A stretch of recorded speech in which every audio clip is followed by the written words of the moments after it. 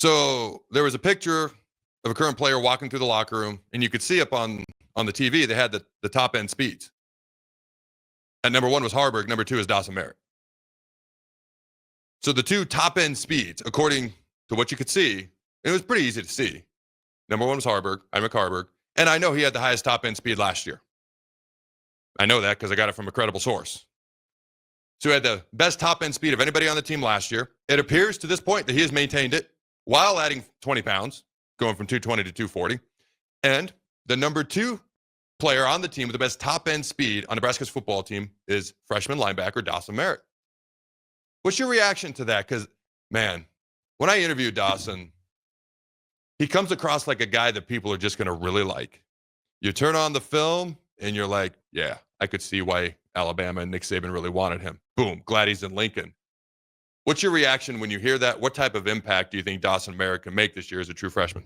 Well, it's interesting between him and Christian Jones, some highly rated linebackers coming in. There are enough upperclassmen that I don't think they're going to be forced to play, but that's where you kind of think if they can force themselves to play, right? If they're good enough to force the coaches to put them out there on the field. And that's the one thing we always talk about. You can't teach speed. So whether that be special teams starting out or, even certain matchups, there's going to be some teams that are going to kind of grind you out and maybe want some more meat in there on your linebacker unit. And then there's going to be some units that are throwing the ball around too much, or, you're having trouble keeping up with a running back out of the backfield or something where Dawson Merritt might make more sense there. So I think it's exciting, the versatility he's going to bring. Unfortunate that he's not able to play this spring. So I am excited for the future there at linebacker. Of course, some of the other additions they made in the transfer portal, again, I think will help more immediately, but it really just allows him to grow into a player. I'm really glad that as highly decorated as these guys coming in are, it's not like they have to play. We have to force them out there. We don't have a choice. They can kind of take the general path of adjusting, and if you are good enough to force yourself to play, then you can play. Because we've talked about Vincent Shavers and Willis McGahee and Marquez Watson-Trent and Dawson McCullough at all these different positions on defense. And then we remember just a year behind them, here comes Christian Jones, who won the Butkus Award as the best linebacker out of every high school in the entire country. Don't take that for granted just because he's from Omaha. You got Dawson Merritt, who I knew was a freak athlete to begin with. But that's crazy about the top end speed. I remember all the way back to National Signing Day, early National Signing Day, which is really National Signing Day in December. Rule flat out said he's looking for a lot of these guys to play and contribute early. He mentioned specifically on that day Cortez Mills. He mentioned Dawson Merritt. So for me, when I look at that young, athletic, it's explosive linebacking core, it's very young, but man, the speed and athleticism is all over the place there. Our secondary has a bunch of experience. Hopefully there's better consistency in production next year. I do think coaches being on the same page in that defensive meeting room is going to be a gargantuan difference maker in a positive direction for Nebraska. Because it doesn't matter how talented you are, how good the coaches are. If you've got too many cooks in the kitchen, the meal may not be that great. Okay. If you've got the right ingredients, but you got different chefs throwing in different ingredients at the wrong amounts and maybe the wrong type of ingredients, whether it's a good ingredient or not. Like I'll tell you right now, I used to make cornbread when I was growing up. There is a big difference between baking powder and baking soda in cornbread. I found this out the hard way. I made it with baking soda one time. Oh my, one of the most disgusting things I've ever eaten.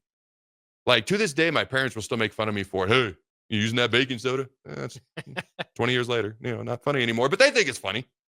So my point is, they've got good ingredients in that defensive room.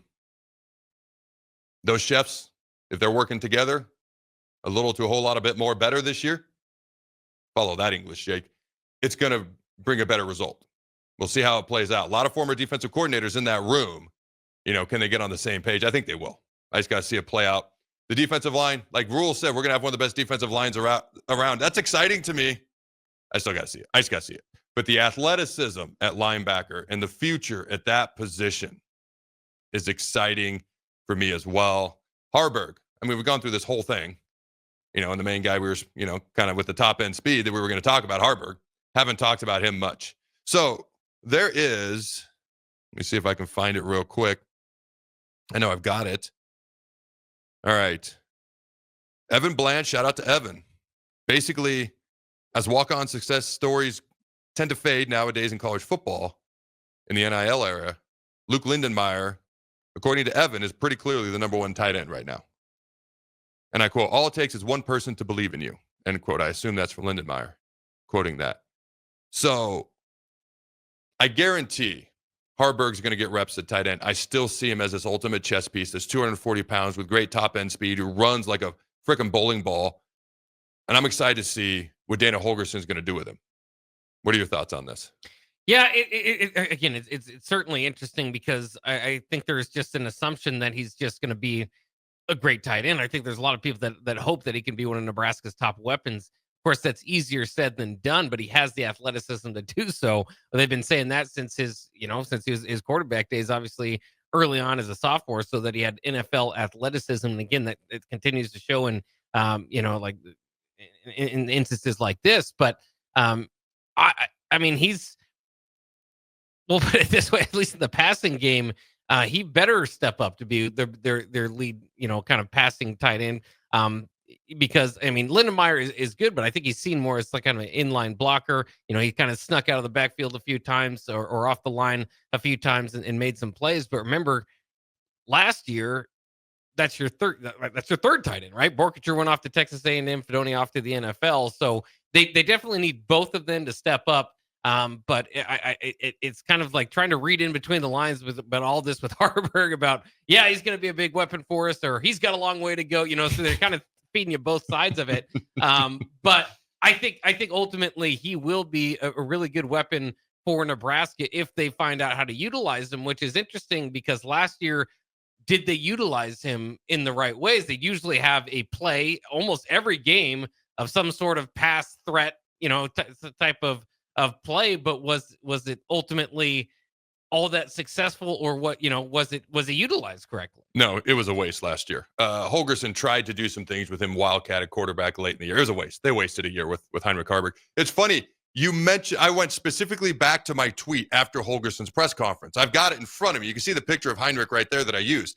Because you're talking about, they're kind of saying two things at once. And here's what I put. Heinrich Harburg is one of the most intriguing players on this year's team. By the way, follow me on X if you got nothing better to do with your life. Dana Holgerson called him, and I quote, a work in progress, end quote, to Jake's point. And also said, and I quote, he's really going to help us, end quote. Like, what in the world does that mean? Here's what I think it means. At tight end, he's a work in progress. In this offense in general, I can move him all over the place. These are me putting words in Holgerson's mouth or me trying to interpret what I think he said. I can move him all over the place, and I can create matchup nightmares with that. That's what I think he meant and what I think he means, okay?